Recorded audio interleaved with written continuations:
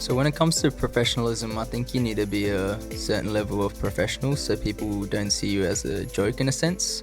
So also have to make sure that, you're friendly and stuff as well so you don't come off as too serious. Otherwise, no one's really going to want to work with someone that they can't really get along with.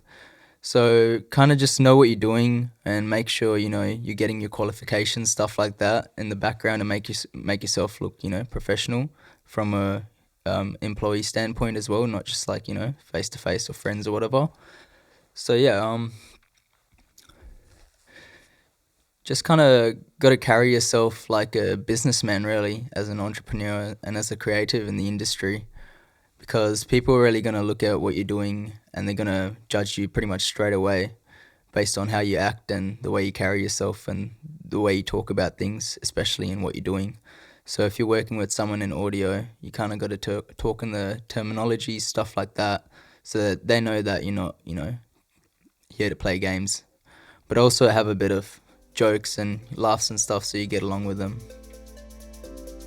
Well, basically, at a friend level, you can kind of be a bit less professional when it comes to your mates because they kind of know who you are anyway.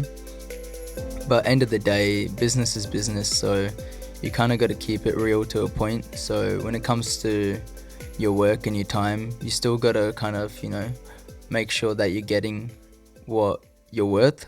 Because when you have a friend level kind of relationship, they usually tend to take you for granted and think that you can do this and you can do that for free or whatever. But, when you're really busy and your professional time really is money, and you kind of got to put the friend thing aside just for that.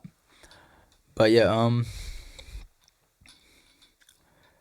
when it comes to people in the when it comes to people that are employing you and stuff like that, I think definitely keep it higher on the rate of professionalism, because that's really going to determine your value as a professional.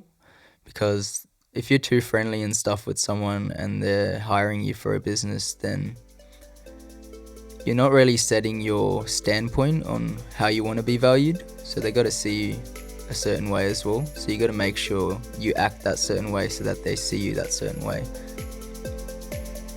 So paying it forward is kind of like a really important attitude you got to have, because when you're first coming up, you really need all the help you can kind of get. So you really have to pay it forward with your work, your time and your energy and all that kind of stuff, and you're not going to get returns straight away.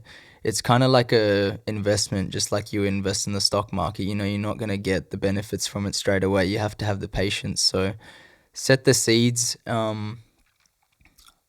go make the connections pretty much, and people will help you out in the future as long as you've helped them out in the past. And use their knowledge and their recognition and stuff when you're first starting off, to propel yourself forward, and don't really ask too much in return, because they're giving you a lot of stuff in return. You just can't see it in a material sense. So you obviously get a lot of recognition doing that, and you get a lot more connections knowing the people that they know, etc., etc. Just being in an environment and with people that are doing the same thing as you, and that you think that is a good connection, will open you up to way more connections and opportunities in the future. This is a really important one. So when it comes to communication and stuff, you kind of want to be the center of attention most of the time when it comes to group work and stuff, because people are always looking for the person that is most competent and the one that can help them out. But also on top of that, people are also looking for someone who they can get along with on a personal level. So the main thing with connections is to really be just a good humble person and a friendly person, a confident and outgoing person to everyone in the industry or whoever you meet, really, because no one's going to really want to work with someone they can't even get along with. Like you might have all the skills in the industry. You might be bachelor's of audio. You might be doing mixing and mastering for years or whatever it is you're doing. But end of the day, if you're in the studio with someone and you can't get along with them on a personal level, like they're not going to open up creatively, with their own work, and they're going to feel kind of anxious being around you. So you want to kind of set the mood and set the tone so that the artist feels comfortable, or whoever you're working with feels comfortable, and then you can start getting to business and working. everyone's different, so at the core you gotta make sure that the way you respond and the way you talk is, well, good, and it's not putting other people down. So have a decent attitude to begin with. Don't be an angry person, because obviously no one's gonna want to deal with your emotional issues or any of that when it comes to working, because then it's time to work.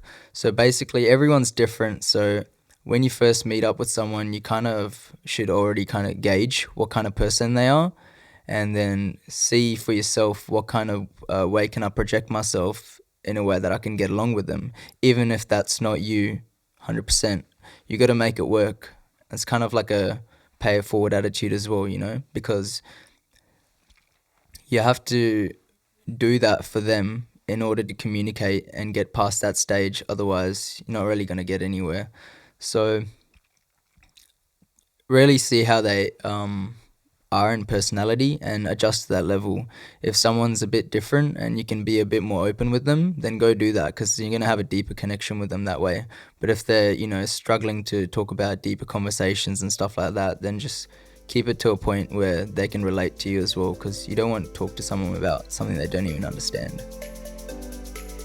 Support is pretty important, because in the creative industry, everything is basically collaborations and connections, and it's not really about all what you know, it's about really who you know as well, because that really drives forward your basis on your networking kind of language and your social reach, because you're going to get more opportunities in the future like that. So really support other people's work, even if it's not what you're interested in. Show that you care about their work, and in time they'll kind of do the same for you in a sense. So basically go around to all the kind of different disciplines and make as many connections as you can, because that means that you've got the maximum amount of support in the environment that you're working in. And you might not see the benefits of that straight away, but it will definitely always come around to you. As long as you have a good attitude, you be nice to them, you try to help them out, they're definitely going to want to support your dream as well. It's kind of a hand-in-hand thing. You might need them right now and they might need you in the future, but don't always assume like you're being friends with someone or you're making the connection just to get something out of them. Just start the connections like it's genuine, like you're actually trying to get to know the person, and when it's genuine, all the other stuff will just kind of fall into place. In this day and age, social media is really important. So the way I see it, when I do anything, when I start up anything really, whether it be a new DJ account or a new record label or anything like that, or a new business, I make sure all the basis is set up socially before I start promoting any of my work. That way there's always somewhere I can post what I need to do without worrying about a basis for me to do that on. I don't stress about that, because I already know I've done that. I've gone and made the accounts, I've gone and made my email, I've gone and made my website, I've gone and made my Facebook, Instagram, etc., etc. So now that all that is kind of, set in stone, now I can get started on my work, and then when my work is ready to be shown to people, they already know you based on your social media. So you put it up on their sites, and basically you already have an engagement that you kind of built up, or you kind of been setting up to drop that kind of work. So people are not just like surprised when you release something or drop something new, so they know what's kind of coming. You really got to keep everyone in the loop when it comes to networking and social media. Otherwise, you're not really going to get any reach. Like, you might have the best work, but it's all about getting your stuff out there and getting people to be engaged with your work first. When you do set up your connections and support and stuff like that, you've gone and made those genuine connections, it shouldn't really be too much of an issue for you to message someone and just be like, look, I need a little bit of help with this. But don't go asking the world at the same time. If someone can help you out a little bit, whatever they can help you out with, take it. And maybe if you need more help, if you can't get it figured out, go to someone else and ask them for a different point. Because obviously people have their own lives and stuff, and they can't dive in as deep as they would want to, Otherwise you might as well go study what you're trying to figure out. And that's what most people are doing anyway. But when you need a little bit of an extra hand, it's always good to hit up different people from different disciplines to see what's your outlook on this? How do you see this? And then go back on the way you think, and then mix and match that to make a perfect solution for yourself and go forward with that. It's been pretty good. Like, I've been with a couple of labels now, dubstep wise, and it's been a kind of pay it forward attitude. Like, I haven't really taken anything from the labels. Like, we made money, but it kind of just goes back into the business. But what's most important from that is you're doing something and you're getting recognition from it.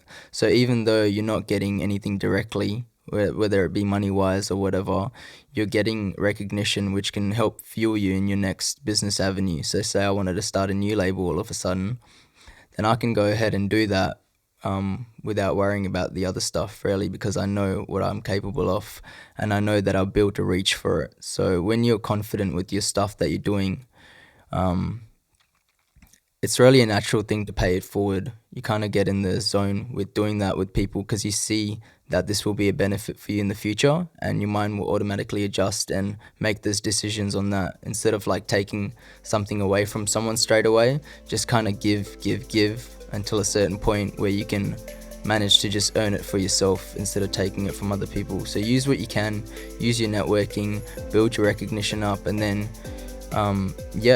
the pay it forward kind of thing just falls into place, because all that stuff that you've been doing doesn't go to waste. Even though you might not get direct stuff from it, you get a lot of reach, and that really helps you with your future.